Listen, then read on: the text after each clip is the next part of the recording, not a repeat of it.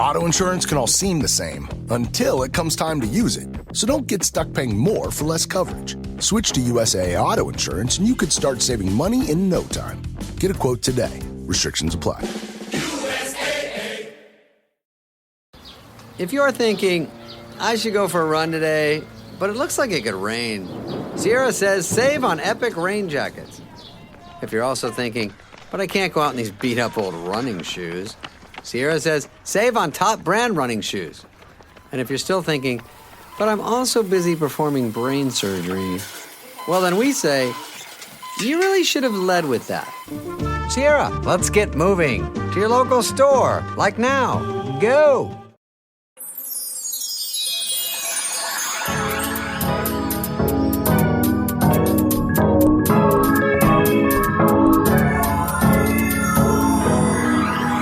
Hi, welcome back to Friend Crush with Amber Akilla.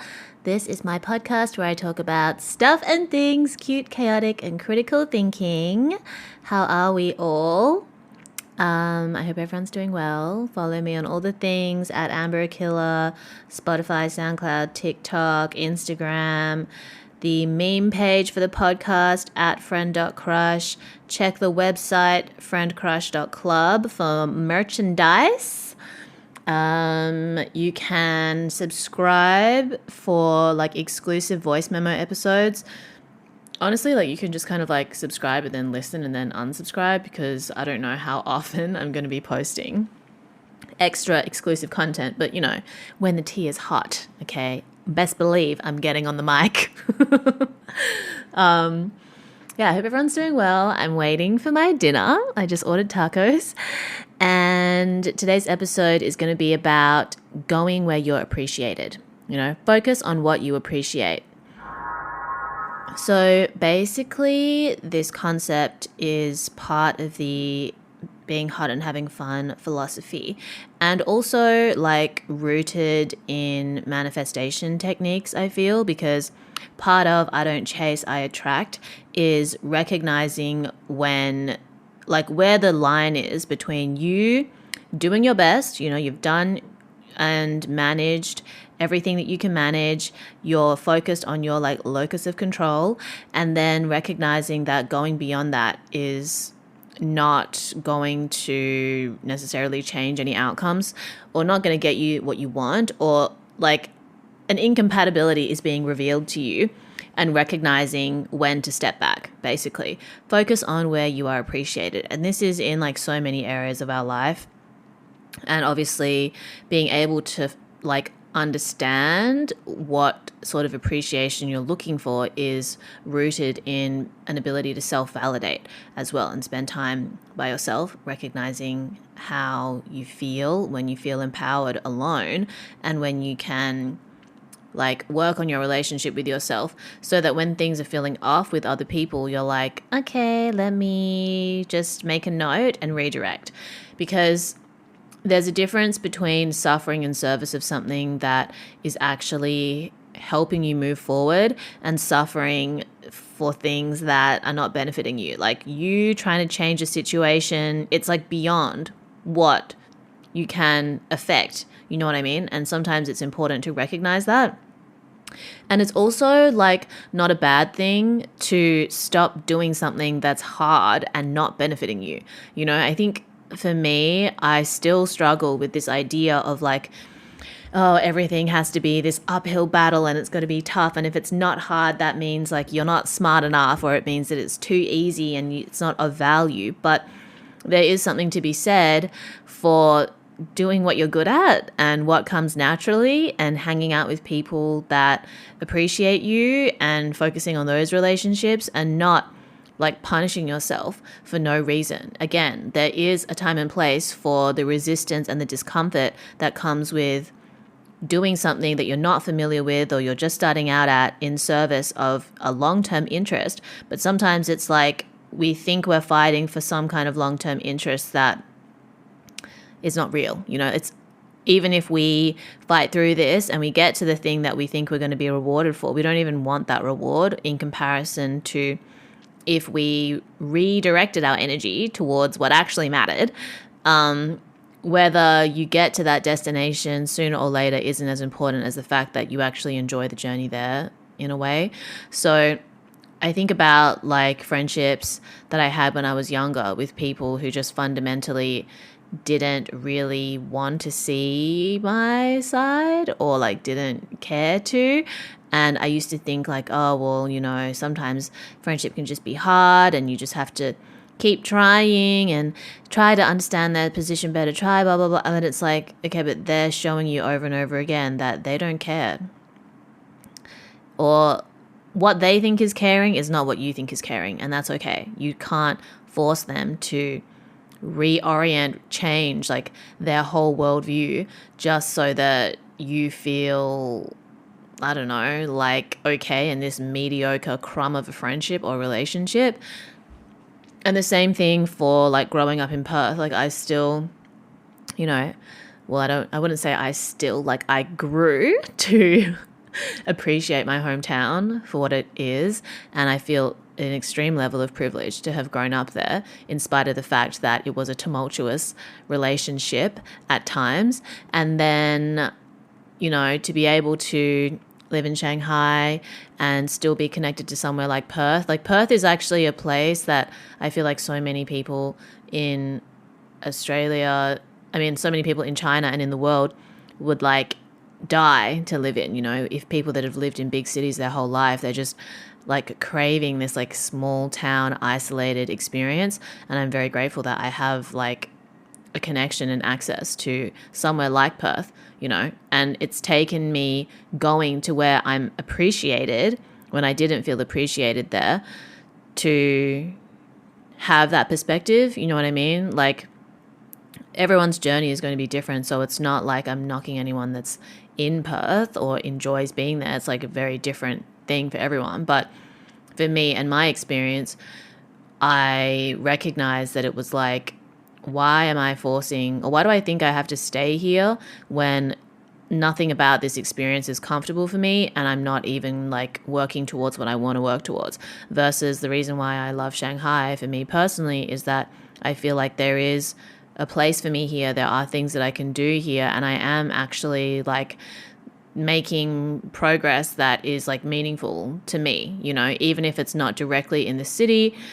Like I feel comfortable making content to the outside world from the comfort of my apartment in Shanghai, versus it not being as easy for me to do that, or that didn't flow to me as easily when I was maybe in Australia or whatever. But I felt like when I wanted to move to Shanghai and I visited here, I felt an appreciation for this city, and that was like mirrored back to me. And then when I was growing up in Perth, I didn't have that kind of appreciation for Perth, and it was mirrored back to me. But then as I was forced to be there during the pandemic, I developed an appreciation for Perth, which was mirrored back to me then as well. So I don't know. I feel like on the one hand, it's difficult to decide like what the chicken or the egg is, like which came first, your appreciation or like your experience or what was mirrored back to you. At the end of the day, I think it's important to like tune in to how you feel. Make a note of like what you want to feel if what you're feeling now is not desirable, and what do you think can help you facilitate that? What are the events or what are the things that you can work on that can help facilitate that? And assuming that you're going to have to enjoy the journey. Even if you're struggling, can you enjoy it? Is it suffering in service of something that actually, you know, makes sense for you? And whatever your long-term goals are. And if that changes, that's okay too. But go where you're appreciated. If you're in a relationship with someone who you feel like you're being taken for granted by, you don't feel like seen or appreciated by, then direct your energy and your focus towards the relationships that do give you that feeling. And if you don't have anyone in your life that can do that, no better time like the present to repair our relationship with ourselves in order to facilitate new kinds of relationships. You know, I think that I've mentioned before, people that I met many years ago that I maybe didn't click with initially, now being much closer with them, it's like there's an energetic shift that has happened, a vibe shift, and now we're kind of like on the same wavelength. And then other people that I maybe thought that I was going to be friends with 5 years ago in 5 years, and I'm not, another different type of vibe shift has happened, you know? So things are changing all the time, whether you like it or not, whether you embrace it or not, but developing an awareness of it, tuning in, fine-tuning your own vibe, and recognizing, noticing what you appreciate, who appreciates you, and leaning into that. I think that's basically like the law of attraction, basically manifesting in a way that is just like simplified. Sometimes I think when people talk about manifestation, it seems so abstract, but literally if you just focus on the feelings and the experiences that bring you joy in like a centered and like meaningful way, not in like a hedonistic, I'm running away from my problems, oh my God, I'm chasing a high. No. If you follow how you feel and you recenter yourself when you're feeling anxious, then you're able to make healthier decisions. And you know, it might be a really wide gap between where you're at and where you want to be, where you're at and where you feel like you would be appreciated. But accepting that gap, noticing any like discomfort or insecurities that come up, and being able to process them and make intentional decisions, one step at a time, baby. You never know. I think that you know, again, like releasing resistance within yourself in terms of doing what you're good at, even if it doesn't really make sense according to like what people think you should be good at or what people think you should be doing. Like for me, I just saw a video of me when I was like 16 talking about this art piece that I did. And the way that I speak is like not confident at all. I was so young then. It's like way over 10 years ago. And I don't know, I feel like at that age, I definitely didn't ever expect to be online talking about the things that I was talking about or trying to communicate the same message that I was trying to communicate when I was 16 through like paintings. Like I'm literally describing like these paintings that I did in year 12, and they're all very much based on like feminism and like deconstructing the beauty myth.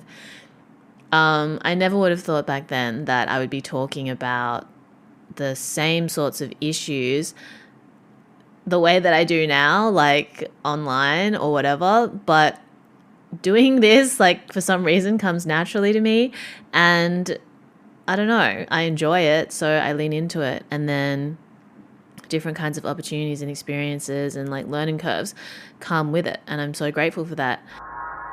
Thank you for tuning in to this episode of Friend Crush with Amber Akilla. The full episode is available with a podcast subscription. You can subscribe to Friend Crush with Amber Akilla following the link in the podcast description or in the podcast profile page. Subscribers get access to selected full episodes and also voice memo episodes. That's where the real tea is, unhinged and chaotic. Thank you in advance for supporting. Send me your thoughts and feelings as always. Sending love and slay your way. Stay hot and having fun. Drink lots of water. Tell your friends and family you love them. Follow the link to subscribe.